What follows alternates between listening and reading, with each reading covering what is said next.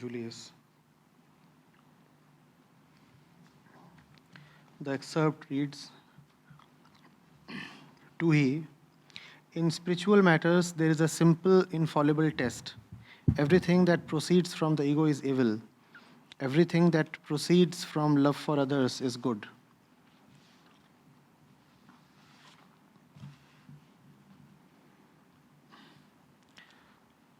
Then the queries are, first one, Toohey twists spiritual language for his socialistic purposes very adeptly here.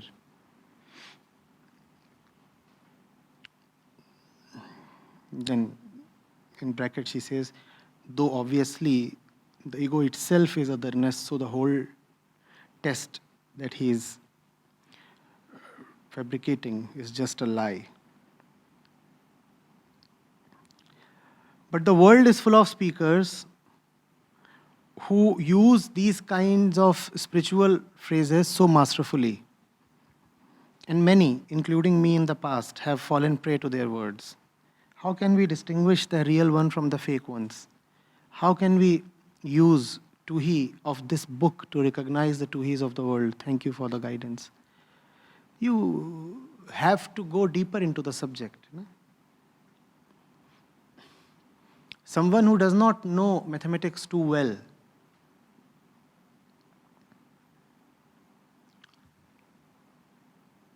in front of him, if you just put cos x by sin x is equal to tan x, he'll have no objections. Or if you say cos cube x plus sin cube x is equal to 1, he'll say, yeah, looks good and looks familiar. I saw something like this once. And he indeed did see something like that once. It says that there was a minor difference of 1. But anyone who loves his mathematics would not fall for these tricks. He would immediately, instantaneously see through the flaw. So that's the solution, Julius. You have to know your mathematics.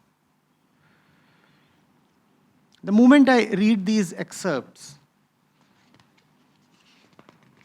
it is very obvious that Toohey is just,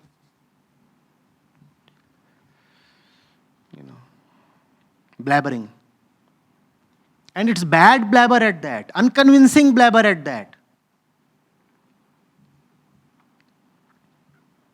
In spiritual matters, there is a simple, infallible test. Everything that proceeds from the ego is evil. False, false, totally false. Even the love for liberation comes from the ego. How can everything coming from the ego be evil? Who loves God if not the ego? Tell me, who loves God? Who loves God? Is there any entity that loves God more desperately than the ego does? So how can everything coming from the ego be evil? So that's gone.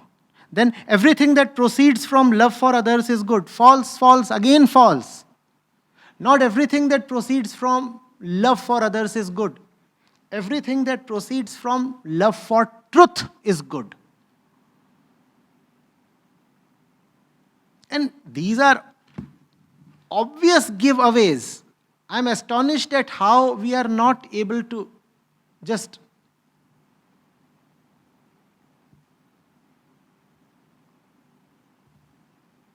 see. There have been so many people who have said, but Toohey's language is very spiritual. I feel like asking, how? Where do you see a spiritual concept in Toohey's language? Yes, there are distortions that you can see. And those distortions are very obvious. Toohey is not even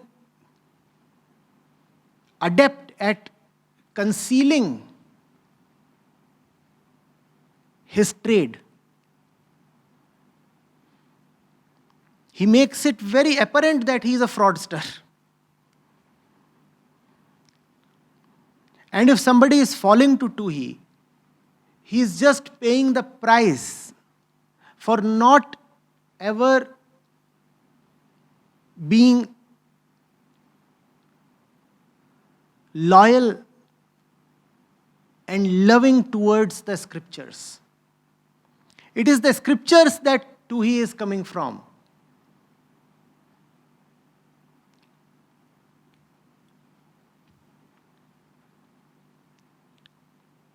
He's using not the scriptures as his ammunition. He's using your ignorance of the scriptures as his ammunition. Please understand.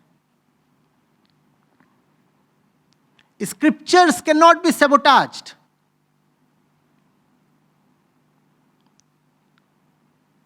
Scriptures do not lend themselves to evil. But if you are ignorant about scriptures, what can the scriptures do about it?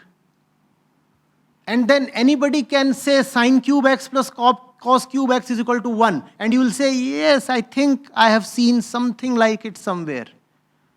You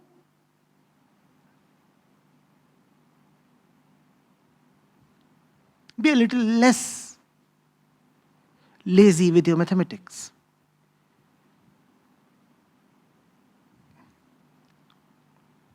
There are certain things that you should be able to call out even in your sleep.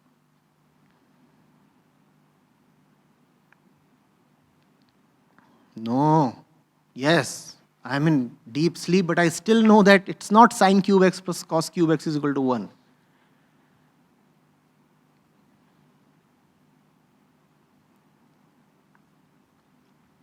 Spirituality has to be as rigorous as mathematics, otherwise it will be as fatal as faulty mathematics. If spirituality, I repeat, is not as rigorous as good mathematics, then it will be as fatal as faulty mathematics. The thing with spirituality, either you have to be rigorous and exact, or you will be totally off the mark.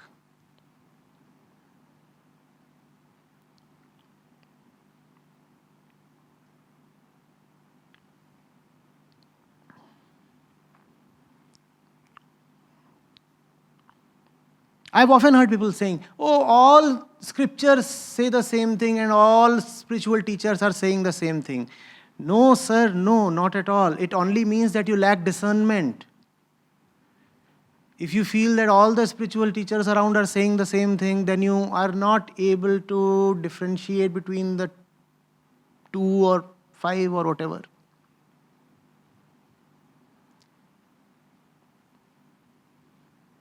One is saying sin x plus cos x is 1. You are saying, yeah, something like that. The other one is saying sin square x plus cos square x is 1. And you are saying, yes, something like that. The third one is saying sin cube x plus cos cube x is 1. And you are saying, yes. Same thing as what the next one is saying. 2 are absolutely wrong.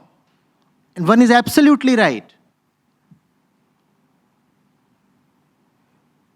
But we feel like saying, no, all are saying almost the same thing, Be good to others, renounce the world.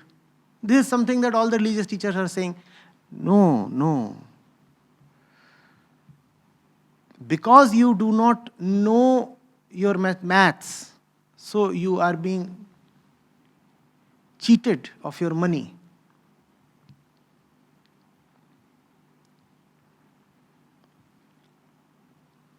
Anybody is using the word life. Now, what does life mean? When a spiritual teacher addresses you and he says, you must do this, the first question you must ask him is, who is the one being addressed? If a spiritual teacher says, this thing is good for you, you must ask, for me? Who? And there are these simple tests to know the false teacher from the little less false one. Otherwise,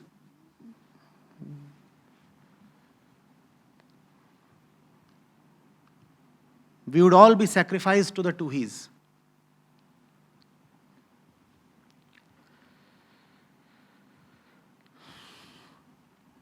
The problem is that of verifiability and precision.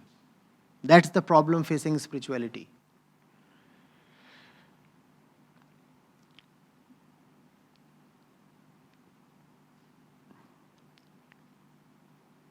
What the Upanishads say cannot really be verified experimentally at a material level. And even the nonsense that is being peddled today in the name of spirituality is unverifiable. Because both are unverifiable, so we feel both are the same. Anything that is abstract passes off in the name of spirituality. The only condition is that it has to be very, very abstract. So abstract that it cannot be understood. And if it cannot be understood, we take for granted that it is true. That's our inner test. If I cannot comprehend it, it is profound.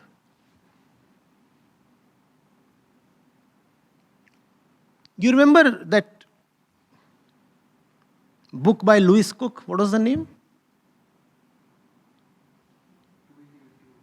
Yeah, what's the name of the book? Some book. And the book was a spiritual gem, Julius. It says, toothbrush in the jaw, jaw, brush in the tooth, tooth, brush, brush, jaw, jaw, jaw. Come and caw. Something. Now this is totally illegible to the intellect.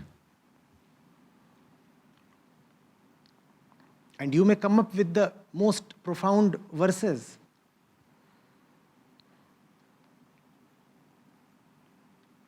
From a Christ, from a Krishna, from a Kabir. And they too appear incomprehensible. So what do we say? Cook and Christ are same. Lewis Cook. And Cook and Krishna are same. Because we cannot understand either of them. And that is how the Tooheys of the world manage to dupe us. They use our own ignorance.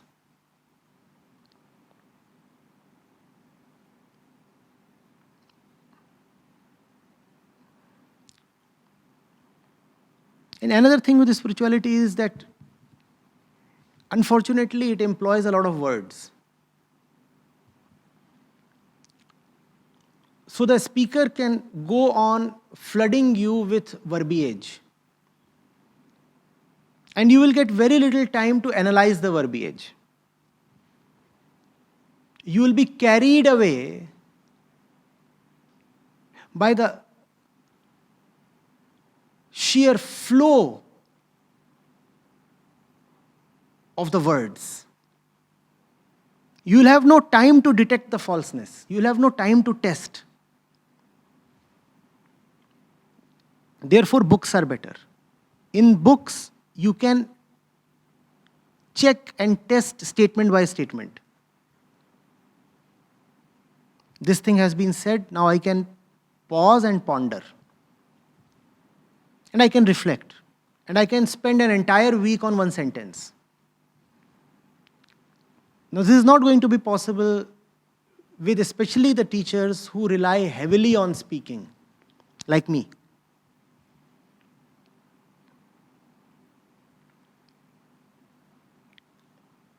So then you have to either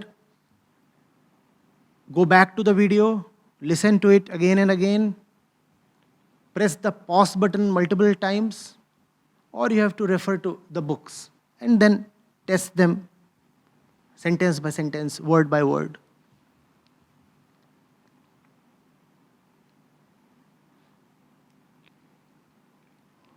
Whenever something is coming to you, Julius, always insist on verifiability and falsifiability.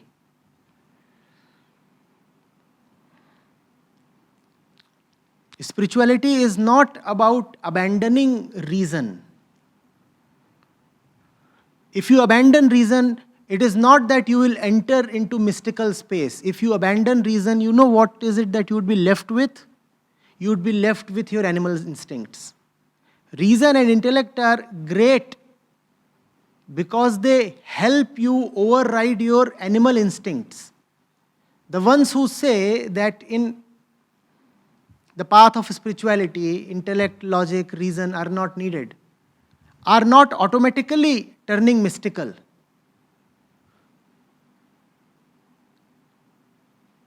They are rather turning beastly.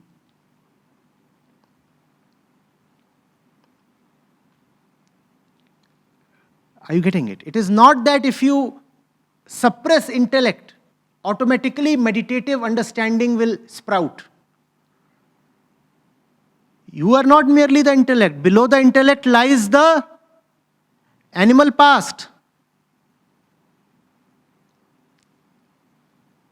So intellects can be suppressed. How will you suppress your instincts and intuitions? They will be there if you don't use intellect. Rest assured that your actions and decisions will come from your instincts and intuitions. And they are far worse than intellect. Intellect surely has its limitations. But intellect is to be abjured only at a very advanced level of attainment in spirituality. Till that advanced level, intellect is of great use. So do use your reason and logic. Do not just start accepting anything in the name of faith.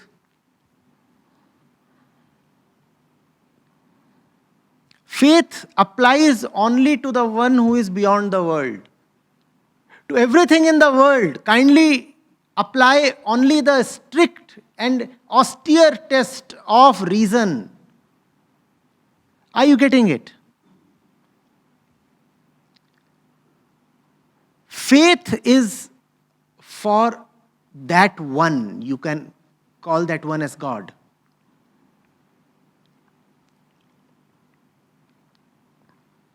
Do not start having faith in people. That is not called faith, that is called blind belief. Do not start having faith in your own past or your own personal knowledge or your own personal comprehension. That too is blind belief. Test, test, and test. Ask, ask, and ask. Question boldly. And have the audacity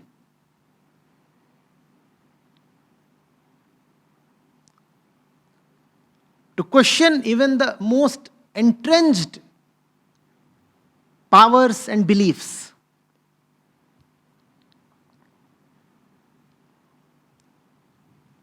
Tooheys do not like being questioned.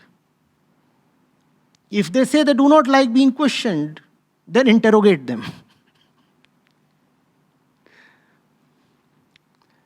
That must be the treatment to be given to someone who is allergic to questioning. Interrogate him. No politeness is needed, rigor is needed.